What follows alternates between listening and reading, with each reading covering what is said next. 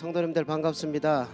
네, 저는 부산중앙도장에서 신앙하는 교모 목사장 전기훈이라고 합니다. 자, 이 시간은 지난달에 이어서 환단고기 역주본 해제 3부 인류의 원형문화 신교 그 부분에 대해서 그 두 번째 천재문화에 관한 공부를 하는 시간입니다. 우리는 환단고기를 통해서 우리 역사가 9,000년이라고 하는 장구한 시간에 그 역사가 있었고, 그 다음에 찬란한 문화를 일구어 왔다는 것을 이제 알게 되었습니다. 그런데 여기에서는 우리가 생각을 해볼 것이 이 9,000년 역사를 지속하게 해온 그 힘이 무엇인가? 이것이 이제 해제 3부에 나오는 이 한마디로 신교의 문제입니다. 신교는 뭐 신의 가르침이다, 또 삼신의 가르침이다, 또 신의 가르침으로 세상을 이끌어간다, 이런 의미를 가지고 있죠. 자, 화면을 한번 보시면 환단고기에 나오는 그 신교에 대한 구절들이 나오고 있습니다. 신시 개천지도는 역이신시교하야 나오죠. 그래서 신으로서 가르침을 베푼다. 그 다음에 이 삼신으로 설교하시고 삼신으로서 가르침을 베푸시고, 그 밑에도 역시 그렇게 나오죠. 신을 다른 말로 삼신이라고 이야기를 하는데, 이 삼신의 가르침으로 세상을 이끌고 다스리고 가르치고 교화를 해나간다, 이런 의미죠. 지난 시간에 삼신에 대한 내용을 공부를 쭉 했었습니다. 자, 여기에서 한 가지를 말씀을 드리고 싶은 것은요, 자, 도지대원은 추로 삼신이다, 이런 말이죠.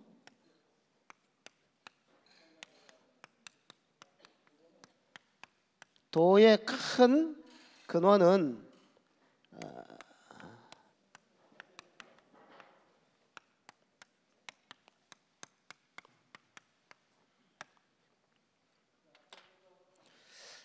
어 11세 도해당군 때 국자랑들을 가르쳤던 국사의 신 유의자께서 이 말씀을 하셨습니다.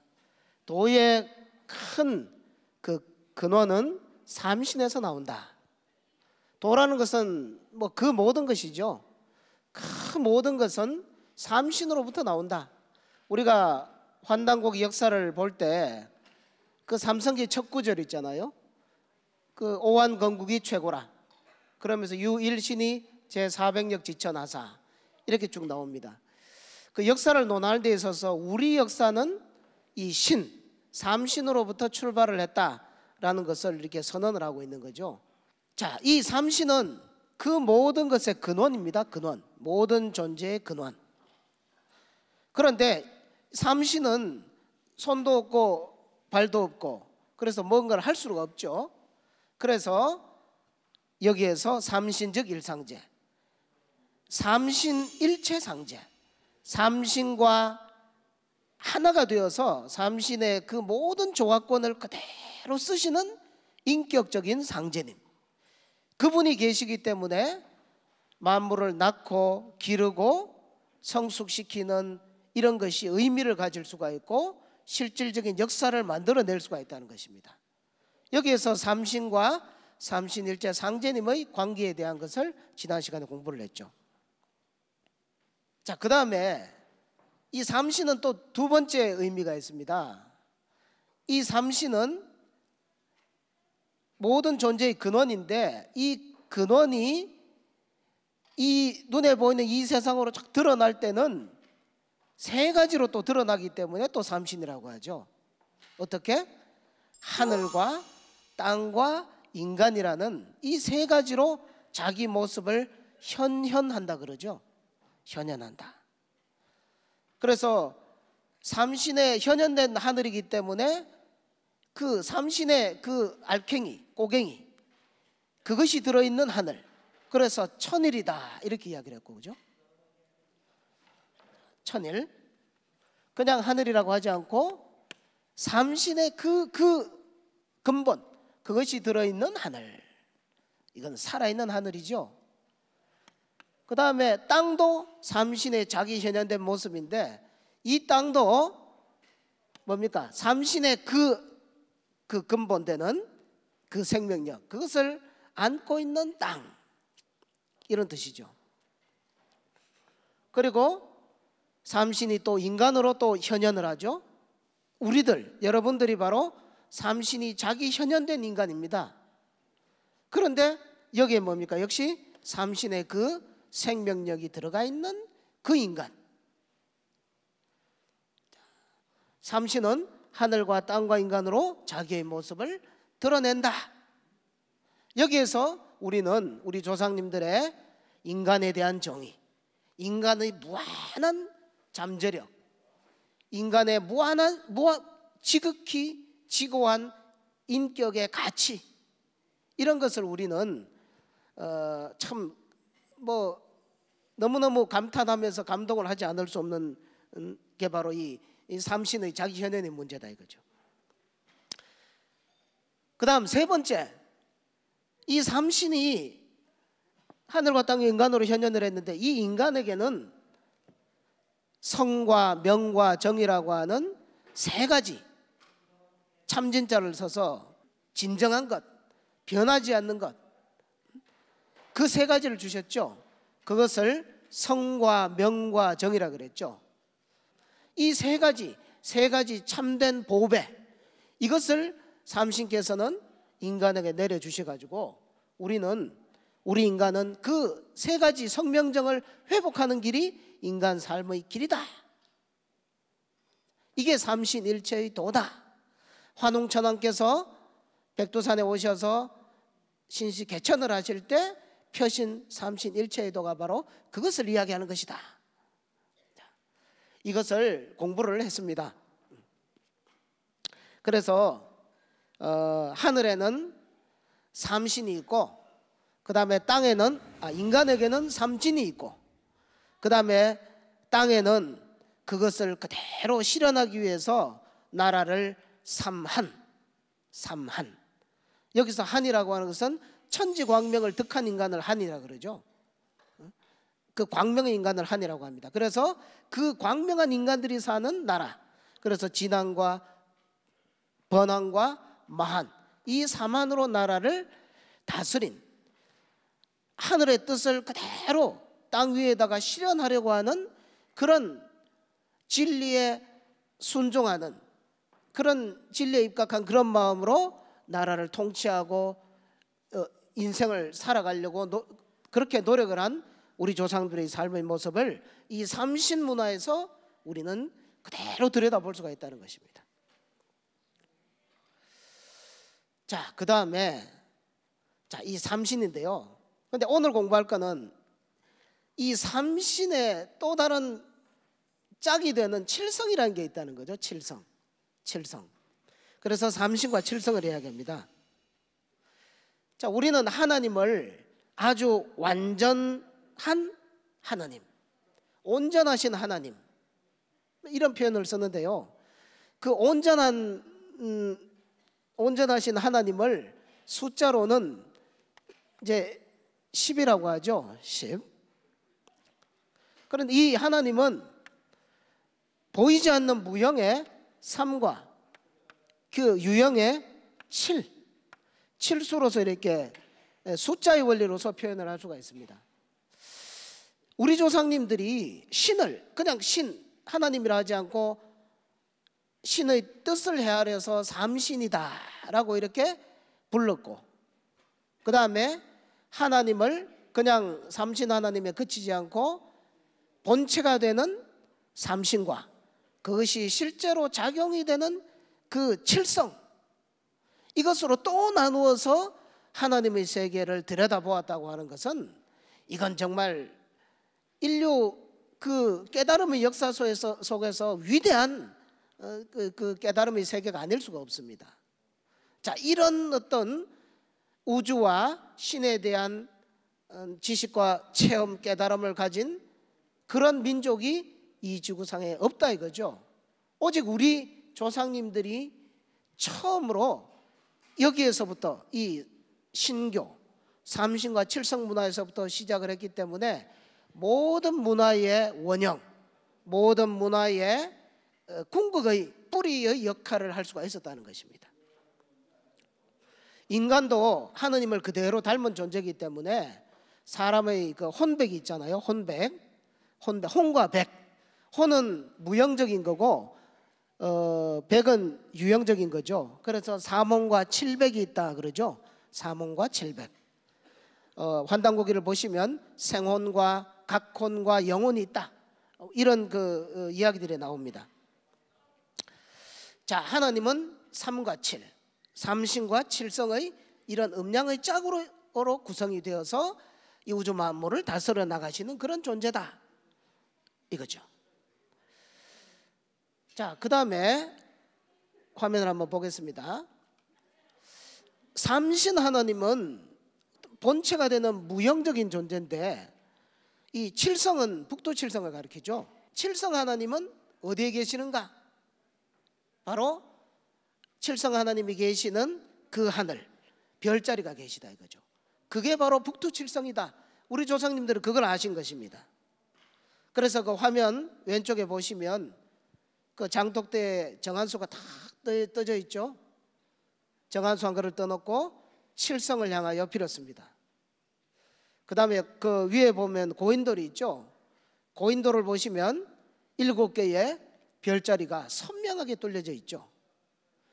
고구려 고분벽화에도 무덤에도 그 고구려 고분벽화에서 사람이 죽은 그 무덤 속에 북두칠성을 새겨놓고 그 밑에는 칠성판이죠.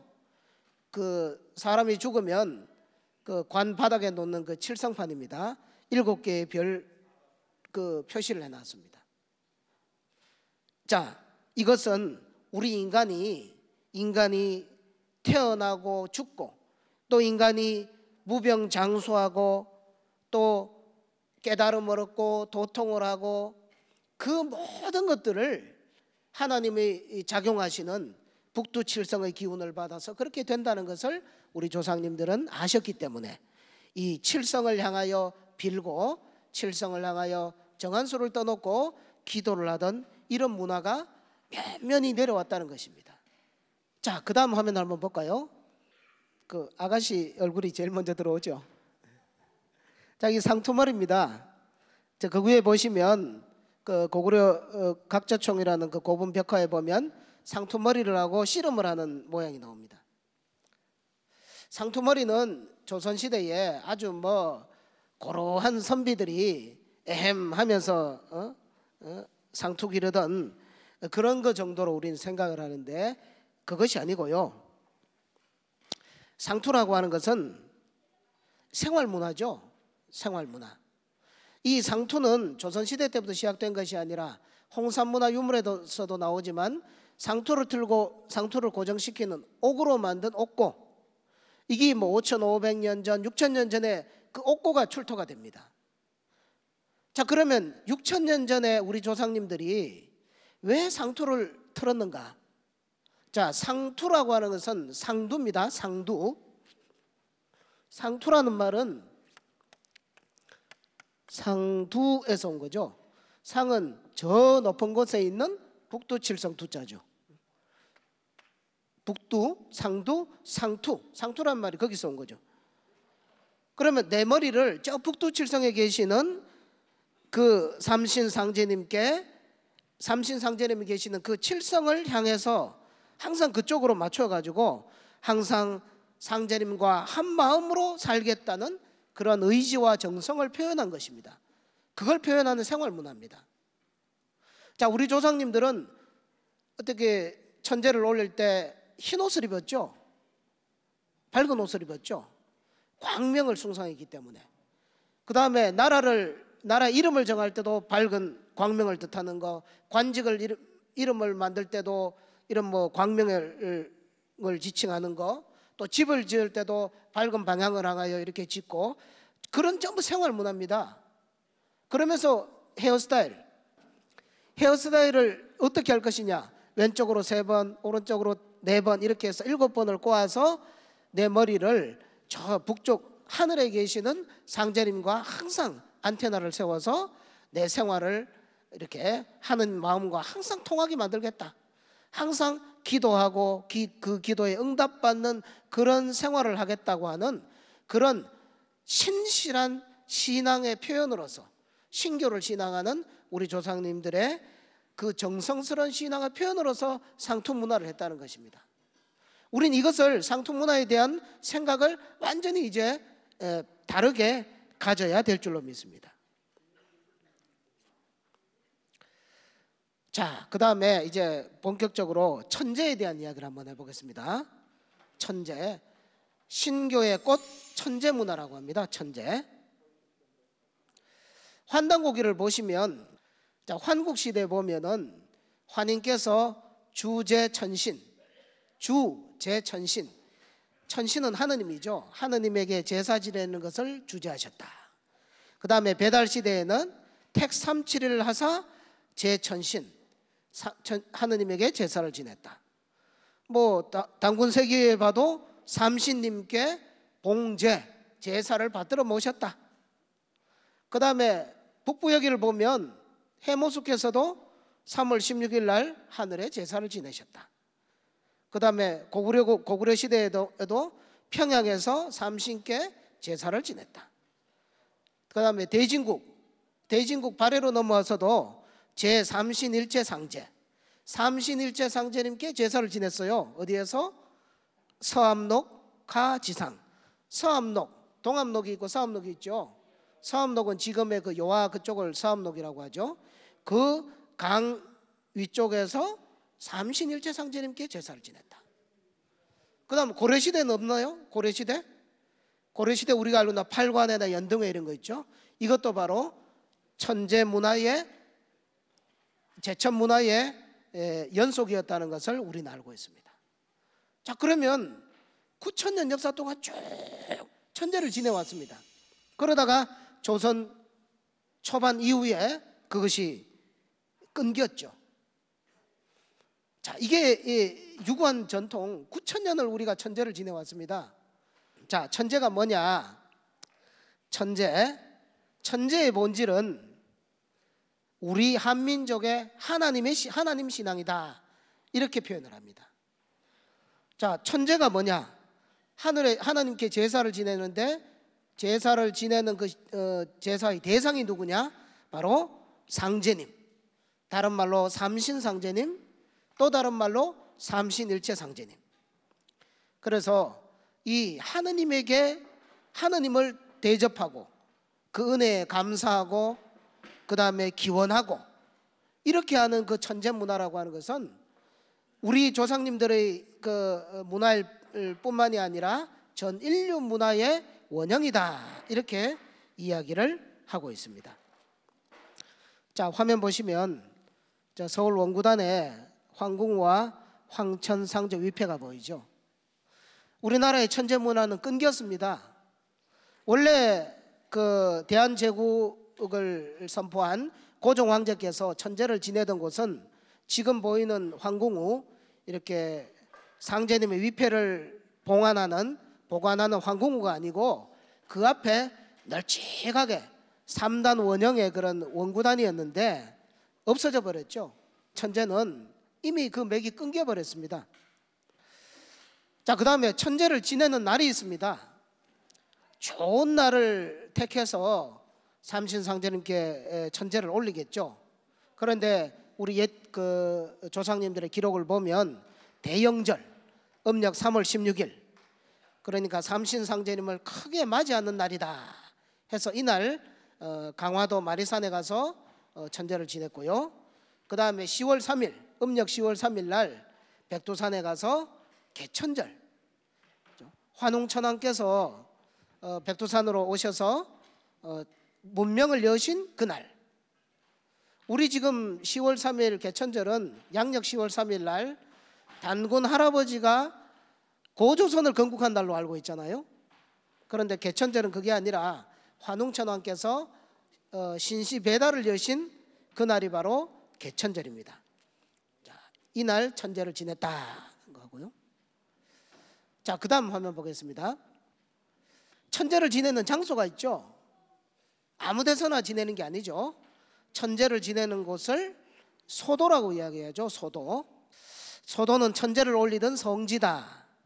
그리고 배달시대 때는 어떻게 했냐, 태백산정 신단수화, 그러니까 백두산 신단수 나무 밑에서 천제를 올렸다 하는 기록을 우리가 접할 수 있고요. 그 다음에 단군 조선 시대에는 단목지어, 넓은 넓은 땅의 평지에 단목, 박달나무가 이렇게 세워져 있는 그 땅에서 천제를 지냈다 그랬죠. 그리고 거기를 이제 소도라고 이야기를 했죠. 박달나무를 많이 심고. 그래서 11세 도해당군 때는 국선소도라고 해서 좋은 곳을 정해서 나라에서 소도를 세우고 거기에 웅상은 환웅상입니다. 웅상. 여기서 상자가 항상 상자죠. 뭐 불상할 때 어떤 그 상자가 아니라 항상 상자죠. 환웅께서 항상 머무신다, 이모에 계신다는 그런 뜻으로서 가장 큰 박달나무를 택해서 그것을 웅상이라고 표현을 했습니다. 그 다음에 소도 앞에는 솥대를 세웠죠. 솥대는 여러분들 잘 아시겠지만 나무를 긴 장대 같은 그런 나무를 세워놓고 그 위에 새가 한 마리 앉아있는 그게 솥대죠. 그래서 이것은 여기가 소도다, 아주 신성한 곳이다 라는 것을 알리는 그런 그 기둥이고요. 신단수를 대신한 기둥이다 이렇게 이야기를 합니다. 이 나무는 길쭉한 그 장대 같은 기둥은 그 신단수와 같은 우주나무, 하늘과 지상을 연결하는 우주의 통로다 이런 개념을 갖고 있고요. 그 위에 있는 앉아있는 하늘새는 하느님에게 인간의 기원을 전하는 전령자, 이게 이제 삼조고 문화로 내려오게 됩니다. 자, 그 다음 천제를 지내는데 제단은 어떻게 만들었을까요? 제단. 자, 태백일사 삼신오제본기에 보면 그렇게 나옵니다. 사만고속, 사만의 옛 풍속이 개 10월 상일에 모두 다 10월 달 아주 좋은 날에 국중대회, 이거는 나라 전체의 큰 대회입니다. 큰 잔치죠. 뭐 집안에서 작게 하는 게 아니라 국중대회를 여는데 원단을 쌓을 축자죠. 원단을 쌓아서 제천, 하늘에 제사 지내고, 그 다음에 제지, 땅에다가 제사를 지내는데 즉 곧 어디냐, 방구, 방정할 방자, 언덕구자죠. 반듯한, 여기선 반듯한 언덕 위에서 땅에다가 제사를 지냈다. 이게 이제 천원지방의 사상이죠. 그 밑에 제선, 여기서 선은 선조, 조상을 이야기합니다. 조상님에 대한 제사를 지냈다. 하늘에 제사 지내고 땅에 제사 지내고 조상님께 제사를 지냈다. 하늘에 제사 지낼 때는 어떻게? 둥근 단을 쌓고, 땅에 제사를 지낼 때는 반듯한 네모난 그런 단을 쌓아서 제사를 지냈다. 이걸 이야기하고 있습니다. 이게 천원지방이죠. 하늘은 어떤 존재이냐? 천원. 하늘은 원흉무해하다라고 하죠. 원흉무해. 하늘의 덕성은 어떤 덕성이냐? 하늘은 크고 둥글어서 걸림이 없는 그런 원흉무해한 덕성을 가지고 있고, 이게 하늘의 정신입니다. 우리 조상님들이 하늘에 대한 깨달음을 원이라는 글자 한자로 표현을 한 거죠. 원. 그 다음에 땅은 뭐냐? 이 땅은, 자, 천일은 원으로 표현을 했습니다. 그죠? 원흉무해하다. 하늘의 덕성은 원흉무해하다. 땅은 아주 방정하다. 반듯하게, 어머니가 자식을 기르려면 정말 반듯하게 길러야 되죠. 땅에 대한 깨달음, 우리 조상님들의 땅에 대한 깨달음, 그게 천원지방사성이죠. 이게 5500년 전 홍산문화 유적, 우화령 유적에 나오는 원형재단과 방영재단입니다. 이게 그대로 나오죠. 중국 학자들이 홍산 문화를 발굴을 했습니다. 발굴을 하니까 이런 뭔가 해석할 수 없는 이런 코드를 해석할 수 없는 그런 코드를 가지고 있는 유적, 유물들이 막 나오는 거예요. 그런데 중국 역사서에는 이것을 설명할 수 있는 역사서가 없습니다. 안 나와요. 그래서 중국 학자들은 모르겠다. 그래서 홍산 문화는 신비의 왕국이다. 이렇게 표현을 하는데 우리는 뭡니까? 환단고기를 공부해 보면 이거는 신비의 왕국이 아니다. 이거는 환국, 배달, 조선, 삼성조 시대를 일관되게 내려오는 하늘과 땅과 인간에 대한 깨달음을 바탕으로 한 그 문화 코드를 바탕으로 한 우리 조상님들의 삶의 자취들이다 라고 이렇게 자신 있게 이야기를 할 수가 있는 것입니다. 자, 다음 내용으로 넘어가겠습니다. 천제를 지내는데 천제에 주관자가 있어야 될 거 아닙니까? 뭐 집에 제사 지낼 또 제주가 있잖아요. 천제의 주관자가 있는데 천제의 주관자를 천자라고 했습니다. 천자. 천자는 천재지자의 준말입니다. 천재지자는 천재는 하느님이란 뜻이니까 하느님의 아들 이런 뜻이죠. 하느님의 아들. 자, 환단고기를 보면 이 하나의 국가가 만들어지고 하나의 문명이 이루어지는 데는 지도자가 섬으로부터 모든 것이 시작된다는 것을 알 수가 있습니다. 삼성기를 보면 천재 환인씨가 등장을 함으로써 환국이라는 나라가 형성이 됩니다. 환웅이라는 분이 계심으로써 배달이라는 나라가 만들어집니다. 단군왕검이라는 분이 계심으로써 이 사만이라고 하는 조선의 역사가 시작이 됩니다. 지도자의 문제가 그렇게 중요하거든요. 근데 삼성기 상에 보면은 환인이라는 분을 어떻게 표현하냐 하면은 안암노 성사가 삼성기 상을 썼잖아요. 거기를 보면 천재 환인씨라고 씁니다. 천재 환인씨. 천재라는 말은 하늘에 계신 임금님, 하느님이라는 뜻이거든요. 하느님, 환인, 씨는 요즘 말로 하면 님, 영어로 하면 sir 뭐 이런 뜻이죠. 그러면 하느님과 같은 환인님 이런 뜻이죠. 하느님의 아들, 하나님의 대행자, 하나님의 화신. 이게 서양으로 보면 이게 성자사상이죠. 하느님과 같은 존재, 하나님의 분신, 이런 사람이 지도자가 되는 것이고 그런 사람이라야 능히 제사장과 통치자를 겸하는 지도자의 길을 갈 수가 있다. 이것을 이야기를 하고 있다는 것입니다. 천자사상, 천자. 뭐 천자가 뭐를 위에서 군림을 하고 지배를 하고 이런 것이 아니라 하느님의 덕성을 그대로 갖고 있는 그 존재를 이야기를 하는 것입니다. 자, 그래서 이 천자는 상징물이 있습니다. 가장 이렇게 높이 받드는 그 천자의 상징이 뭐냐면 용봉이라는 것입니다. 용봉. 자, 용과 봉황은 뭐냐? 용과 봉황은 아주 상스러운 동물입니다. 뭐 현실이 없는 동물이죠. 아주 상스러운 신도세계의 동물. 그리고 천지의 음양, 이 천지는 음양으로 구성되어 있는데 음양 기운을 상징하는 영적인 동물이다. 그런데 용은 음이고 봉황은 양이고, 용은 물을 다스리고 봉은 불을 다스리고, 용은 달에다가 비유할 수 있고 봉황은 태양에다가 비유를 할 수가 있습니다. 그래서 이 용과 봉황이라고 하는 영물이 바로 인간 세상에서 천자 문화의 상징물이 된 것입니다.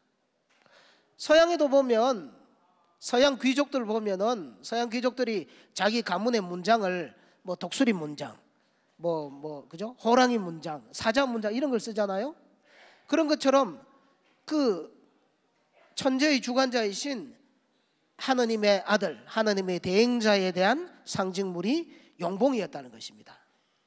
자, 화면을 보시면 왼쪽 아랫부분에 있는 것이 지금으로부터 7600년 전 홍산문화 사해유적에서 발굴된 그 용형상물이죠. 돌을 가지고 용이 이렇게 쭉 이렇게 누워 있는 모습을 이렇게 만든 거예요. 언제? 지금으로부터 7,600년 전에.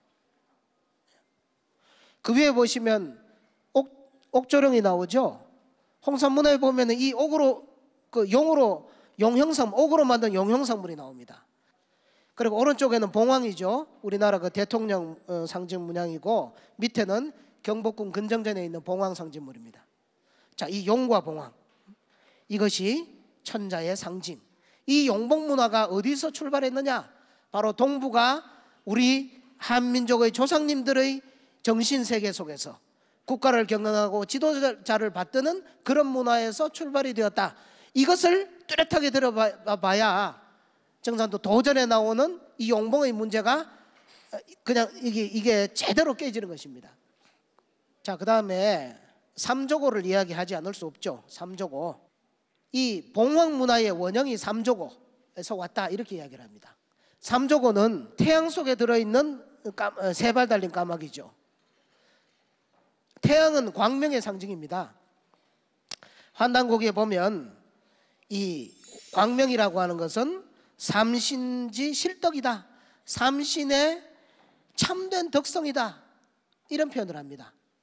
광명이라는 것은 삼신 하나님의 실제 덕성을 참된 덕성을 표현하는 것이 광명이기 때문에 그 광명을 상징하는 태양 그리고 그 속에 들어있는 세 발 달린 까마귀는 바로 3이라는 숫자로 표현되는 3으로 표현되는 신의 덕성을 인간에게 베풀고 인간의 기원을 삼신 하느님께 전달해 드리는 그런 전령자로서의 상징물이 바로 세 발 달린 까마귀죠.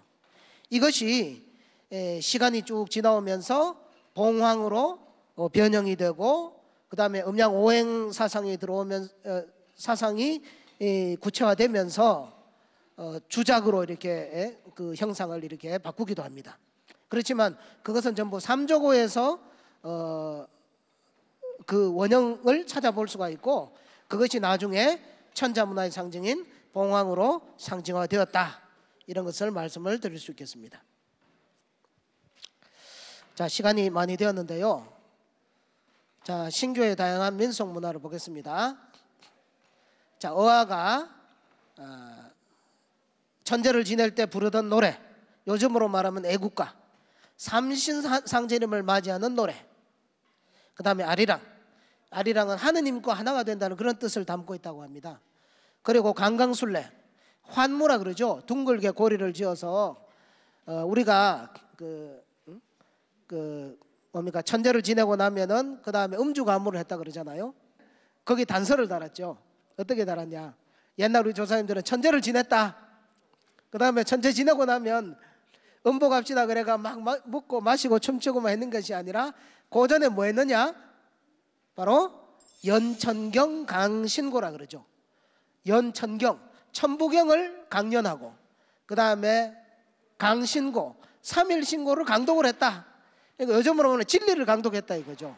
천부경과 3일 신고를 교과서로 해서 환웅께서 또는 당군 왕검께서 당군들께서 이 진리와 깨달음의 세계를 이렇게 강론을 하고 나면 그 깨달음의 기쁨을 함께하기 위해서 술도 마시고 춤도 추고 이렇게 했지 그런 것 없이 그냥 뭐 술 취해가지고 하기 위해서 한 것이 아니다. 이 이야기를 저는 드리고 싶습니다.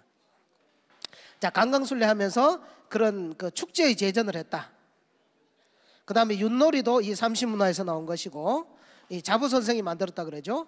그래서 중앙에 그 유판을 보면 가운데 북극성을 중심으로 해서 총 28개의 별자리가 이렇게 돌아가는 그런 그 환역을 쉽게 알리는 용도로서 자부 선생이 만들으셨다라고 이렇게 전해오고 있습니다.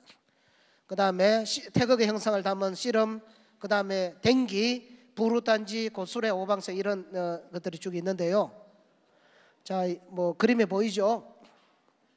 거기 검줄도 나오고요. 밑에 부분이 이제 부루단지죠. 부루단지. 댕기는 단기라 그러죠.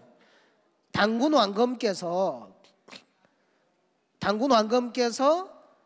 조선을 삼한으로 딱 정하시고 국가의 기틀을 잡으시고, 그 다음에 2세 당군인 부르당군께서 이런 경제적인 윤택한 이런 생활을 할 수 있도록 이렇게 해왔기 때문에 그 1세, 2세, 3세 당군 때에서 2096년 내려가는 당군 조선의 국가의 틀을 다 잡으십니다. 그래서 초대 당군 왕검의 은덕을 기리는 의미에서 단기를 달았고요. 그 다음에 2세 부르당군을 이렇게 추모하는 그런 뜻에서 이제 뭡니까, 쌀을 이렇게 담아서 부르단지라고 해서 가정에다 모시던 그런 것들이 우리 풍속에서 내려오고 있습니다. 자, 우리의 그 뿌리 문화, 우리의 삼신 문화, 좀 더 깊이 이야기하면 더 재미있는 것들이 많은데 다 하지는 못하고요. 이 문화가 동쪽으로는 저기 알라스카를 건너서 중남미로 넘어갔고요. 그 다음에 백두산으로 또 황하 쪽으로, 그 다음에 메소포타미아 지역으로 넘어가서 수메르 문명을 만들어서 그리스와 서양 문명의 뿌리가 되었고, 이렇게 전 세계로 뻗어나가는 문화의 그림입니다. 그래서 가장 중요한 것이 하늘의 천재를 지내는 문화. 그것이 이제 지구라트, 제일 왼쪽 위에 지구라트가 나오죠. 지구라트는 그 신전을 바치는 기단이라 그러죠. 기단. 그 위에 신전이 있고, 자, 이것이 이집트로 전수가 되면서 전파가 되면서 이제 피라미드 문화가 나왔고요. 그 다음에 아메리카 인디언 쪽으로 가면은 오른쪽에 그런 몽고스 마운트라고 하는 이런 거대한 그 재단, 기단이죠. 신전을 바치는 기단이 뭐 120여 개나 있다고 합니다. 그 다음에 멕시코 쪽으로 가서 이런 제천 문화도 내려갔고요. 자, 인디언 문화 속에서도 우리의 문화와 유사한 문화들이 많이 나옵니다. 여기 보시면 그 검줄 치는 문화, 아기를 놓으면 3-7일 동안 이게 삿된 것을 범접하지 못하게 하는 그 검줄 문화가 있죠. 그 다음에 온돌, 우리가 쓰는 온돌도 역시 거기에서 출토가 되고 있습니다. 자, 그 다음에 우리가 쓰는 그 집신, 멕시코 아즈텍 문명도 우리 문화와 유사한 것이 참 많고요. 이렇게 음식을 먹기 전에 이렇게 3번 떠서 던지는 고수레, 그죠? 고시레라고도 하고 고수레라 그러죠. 이런 문화도 그대로 가지고 있다는 거. 그 다음에 서쪽으로 이제 그 뿌리 문명이 넘어가면서 수메르 문명이 역시 넘어가서 거기에서 제천단을 만들고, 그 다음에 이집트 쪽으로 넘어가서 피라미드 문화도 만들어냅니다. 그래서 수메르 문명이 서양 문명의 뿌리 문화다, 뿌리 문명이다, 이렇게 학자들은 전부 다 이야기를 하는데, 이 수메르 문명은 메소포타미아 지역에서 자생한 문명이냐? 그것이 아니라 어디에서 이주를 해온 문명이다. 그런데 어떤 표현을 쓰냐면 갑자기 나타난 완결된 형태의 문명이라고 이야기합니다. 갑자기 나타난 완결된 형태의 문명. 문명의 형태, 인간이 살아가는 데 필요한 모든 것들이 갖추어져 있는 상태에서 어느 날 갑자기 이주해 온 문화. 그런데 이것이 어디에서 왔느냐? 그것은 결론적으로 말하면 동방에서 왔다.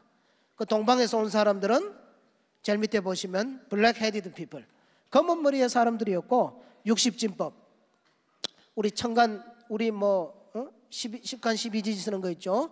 태엽력을 사용했고, 그 다음에 안산, 천산을 넘어서 왔다. 천산, 그 황국이 천산 아래에 아래에 있는 그 황국이잖아요.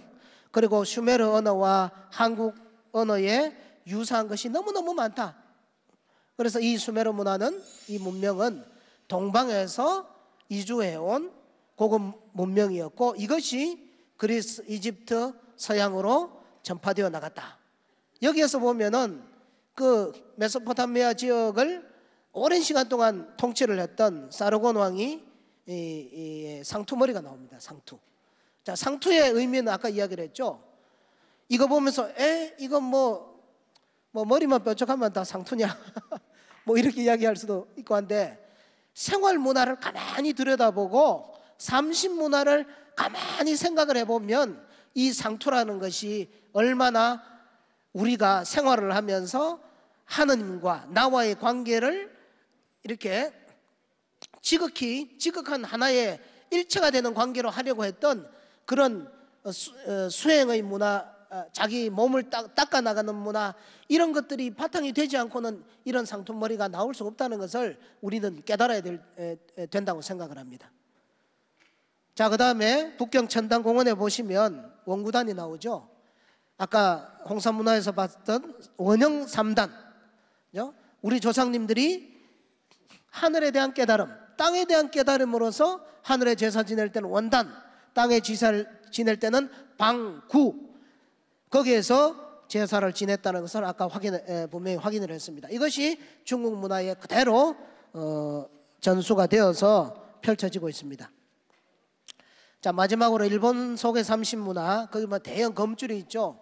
검줄은 삿된 것을 막는 그런 그 줄이죠. 경계선을 의미합니다. 이즈모 대사에 나오는 거고요. 그 다음에 일본에 전파된 삼신, 칠성, 그리고 천자문화. 거기 빨간 옷을 보시면 일본 왕이 즉위를 할 때, 즉위식 할 때 입는 예복입니다. 거기 보시면 북두칠성이 새겨져 있죠. 그죠? 하느님의 대행자다 이 뜻입니다. 그 다음에 용이 그려져 있죠. 용은 청자의 상징물이죠. 그 다음에 거기 보시면 삼조고가 있습니다. 삼조고는 뭡니까? 삼신문화의 상징물이 삼조고죠. 그리고 지금 일본 축구협회의 엠블럼도 삼조고로 저렇게 되어 있습니다. 우리 삼신문화가 그대로가 있는 거죠. 그 다음에 태일문화축제, 이것은 하늘을 천일, 땅을 지일, 인간을 태일이라고 하는 그런 천부경의 사상에서 나온 것이 태일문화입니다. 우리 대한민국에서는 천부경을 지나가는 사람 붙잡고 물어보면 10명을 붙잡고 천부경을 아십니까? 이야기하면 그 중에 한 명이 알까 말까? 그렇죠. 100명을 자꾸 물어보면 그 중에 한두 명이 알까 말까 하는 그 정도입니다. 그러나 일본에는 이 태일 문화의 축제가 지금까지도 남아서 이어지고 있습니다. 우리나라에 수많은 축제가 있지만 뭐 멸치 축제, 고등어 축제, 뭐 양파 축제, 뭐 별의별 축제가 다 있는데 우리의 진정한 정신문화, 우리 역사에 혼을 담고 있는 문화축제가 어디에 있냐 이거죠. 시간이 다 되어서요. 마지막으로 신교의 난가사상입니다. 신교 난가사상. 신교는 우리 한민족 구천 역사를 지속하게 할 수 있게 한 역사의 혼입니다. 혼은 무형이죠. 그 혼은 누가 가지고 있습니까? 바로 그 신교의 혼을 갖고 있는 사람을 낭이라고 합니다. 낭가. 신교를 바탕으로 새 문명을 열고 나라를 개창한 역사 개척의 집단, 그것이 낭가죠. 그래서 태백일사 신시본기에 보면 삼낭이라고도 하고요, 이 낭이라고 하는 것은 삼신 호수지관이다, 삼신을 수호하는 관직이다, 이렇게 표현을 했습니다. 그래서 배달시대에 환웅천왕께서 재생낭 3,000명을 데리고서 백두산으로 오면서 개천을 하셨습니다. 그 역사의 핵이 되는 낭도 3,000명, 이로써 우리 역사가 시작을 했습니다.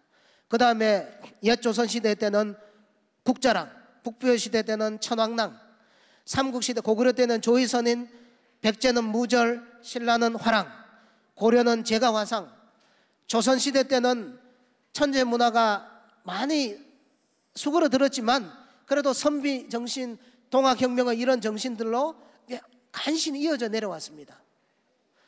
자, 9,000년을 내려오게 한 역사를 지속하게 해온 역사의 힘은 무엇인가? 역사의 혼은 무엇인가?